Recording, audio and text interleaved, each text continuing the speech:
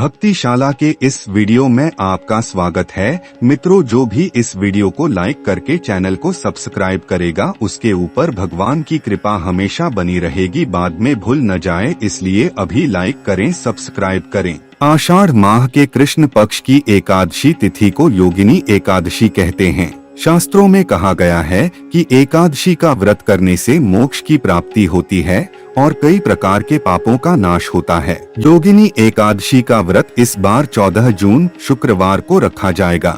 योगिनी एकादशी के दिन तुलसी में यह एक चीज बांधने से भगवान विष्णु, माता लक्ष्मी और माता तुलसी की अपार कृपा होती है और उनका घर हमेशा धन दौलत से भरा रहता है। दोस्तों, तुलसी का पौधा तो प्रत्येक हिंदू घर में होता है, लेकिन बहुत कम लोग तुलसी के संबंध में शास्त्रों में बताए गए महत्वपूर्ण नियम नहीं जानते हैं।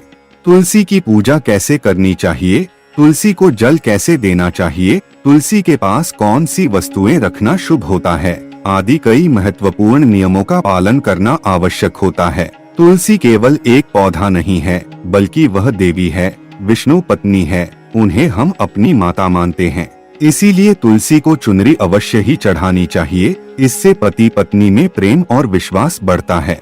घर में रहने वाली महिलाएं सदा सुहागिन और सौभाग्यशाली रहती है। लेकिन तुलसी को चुनरी चढ़ाते समय आपको यह बात ध्यान में रखनी चाहिए कि आप तुलसी को लाल रंग की चुनरी न चढ़ाएं। लाल रंग का संबंध मंगल ग्रह से होता है और बुध ग्रह तुलसी से संबंधित होता है। मंगल और बुध ग्रह मित्र नहीं हैं। बुध के अनुकूल शुक्र ग्रह और शनि है। इसीलिए तुलसी पर लाल चुनरी कभी नहीं चढ़ानी चाहिए। आप तुलसी पर हरे रंग की, पीले रंग की अथवा नीले रंग की चुनरी चढ़ा सकते हैं। लेकिन कई लोग पुरानी फटी हुई चुनरी तुलसी पर बांध देते हैं। ऐसा करना भी अशुभ होगा। तुलसी पर नई चुनरी ही बांधनी चाहिए। तुलसी पर चुनरी बांधने के लिए एकादशी का दिन सर्वोत्तम होता है। आप किसी भी एकादशी के दिन नई चुनरी लाकर उसे तुलसी के पौधे में बांध दे। इसके आपको कई गुना अधिक लाभ प्राप्त होंगे।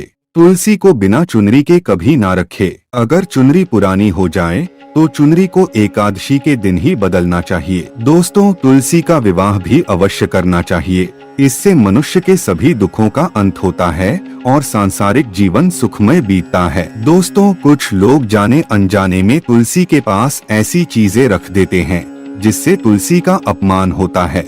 तुलसी का पौधा बहुत ही संवेदनशील होता है। इसकी अच्छी तरह से देखभाल करनी पड़ती है, तभी इसके शुभ फल प्राप्त होते हैं। इसीलिए तुलसी के पौधे के पास आपको अपने मुख से अपशब्द नहीं बोलने चाहिए। तुलसी के पास भूल से भी जूते, चप्पल अथवा झाड़ू पोंछा नहीं रखना चाहिए। इसे पाप माना गया है। जहाँ पर तुलसी का पौधा हो उस स्थान के आसपास थूकने से घोर अनर्थ होता है। तुलसी के पास जल से भरा हुआ पात्र भी नहीं रखना चाहिए। तुलसी के पौधे के पास दीपक जलाने के बाद दीपक को वहां से हटा देना चाहिए, क्योंकि तुलसी के नीचे बुझा हुआ दीपक रखना अशुभ माना जाता है। जिस स्थान पर भी तुलसी का पौधा होता है उस स्थान को हमेशा ही स्वच्छ रखना चाहिए। इसीलिए नियमित रूप से तुलसी के पौधे का पास साफ सफाई का ध्यान रखें।